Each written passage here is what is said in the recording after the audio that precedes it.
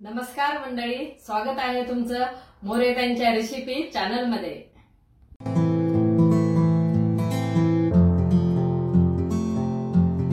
चला तर मग व्हिडिओमध्ये पुढे जाण्याआधी बेल आयकॉन दाबून चॅनलला सबस्क्राइब करा आणि सुरू करा मोरेताईंसोबत आजची ही चवदार रेसिपी बनवायला।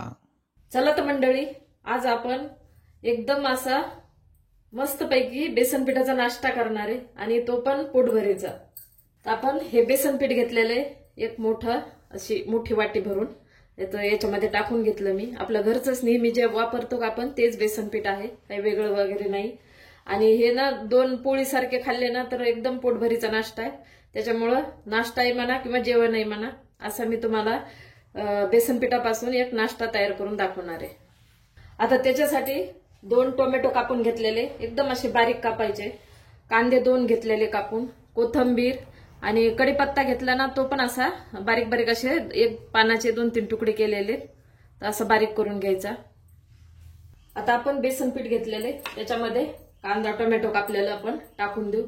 आणि काय करायचं तुम्हाला, जर अजूनही याच्यात भाज्या जर मिक्स करायच्या असेल ना तर भाज्या पण याच्यात टाकू शकता, छान लागते। आता हे सर्व साहित्य मी कापलेलं टाकून घेते। आणि वाटल्यास म्हणजे लहान मुलांना कोणत्या तरी भाज्या असं म्हणजे आपण जे खातो का ते खायला नाक मुरडतात, तर लहान मुलांसाठी याच्यामध्ये टाकून दिलं ना तर खूप छान ते आवडीनं खातील। आता आपण याच्यात काही थोडेसे आपले मसाले डब्यातले साहित्य टाकून घेऊ। 1 चमचा आहे का जिरे टाकले, 1 चमचा ओवा थोडा चुळून टाकला हातावरती, थोडीशी हळद, लाल तिखट तुमच्या आवडीप्रमाणे, मुलांना करायचं असेल तर थोडं कमी प्रमाण वापरा।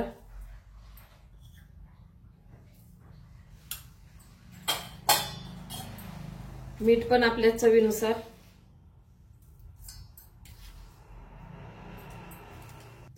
आता आपण आधी थोडंसं मिक्स करून घेऊ याला। तुम्ही याच्यात ना थोडंसं अजून पण वाढू शकता, पीठ वाढू शकता किंवा टोमॅटो कांदा, म्हणजे तुम्ही जर टोमॅटो 2 आणि कांदे 2 आणि परत भाज्या काही घेतल्या ना तर पीठ वाढवायचं। आणि हे एवढ्या पिठासाठी टोमॅटो कांदा भरपूर आहे। आता पाणी टाकून आपण याला भिजून घेऊ। आता आपण पाणी टाकून मिक्स करू, पण आता मी हातानेच करायला, हाताने कसं व्यवस्थित होतंय आणि चांगलं आपलं पीठ भिजवलं जातं हाताने। व्यवस्थित याला मिक्स करून घ्यायचं।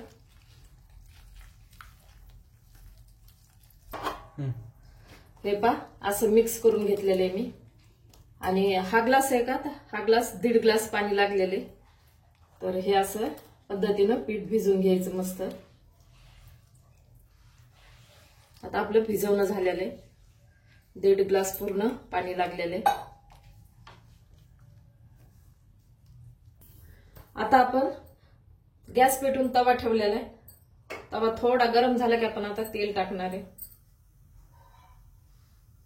तेल टाकून घेऊ आपण आता, थोडंसं जास्त नाही।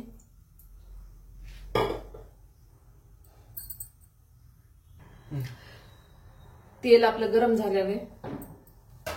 आता बेसन पीठ हे कालवलेलं आपण टाकून देऊ।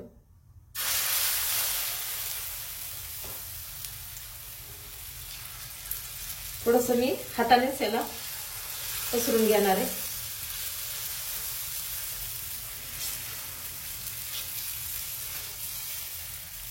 अशा पद्धतीनं असे छान छोटे छोटे मस्त करायचे, लहान मुलं आवडीनं खातात, सर्वांनाच आवडते असा नाश्ता।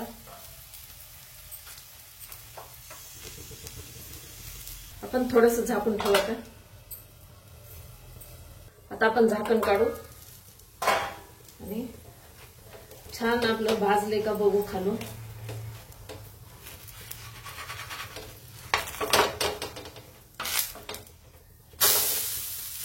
मस्त कलर आलेला। आता असंच खालचं आणखून आपण भाजून घेऊ। आता तेल टाकायची गरज नाही, आपण आधी सुरुवातीला टाकलं ना, आता कमी तेलात करायचं आपल्याला नाश्ता हा, म्हणून थोडंसं पहिल्यानं टाकलं, गरज पडली तर टाकायचं, नाही तर नाही टाकायचं। छान याला पण आपण भाजून घेऊ। आता झाकायची गरज नाहीये, सुरुवातीला झाकायचं। आता आपण याला एकदा उलटू आणि खालून आपलं कसं भाजले ते बघू।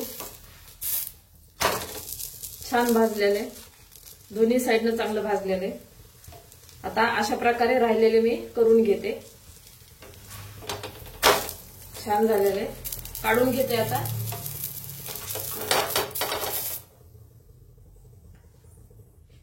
हे पहा, बेसन पिठापासून आपण हा नाश्ता तयार झालेला आहे. आता याला तुम्हाला काय सुचत असेल ते नाव तुम्ही देऊ शकता. अशा प्रकारे छान झालेले.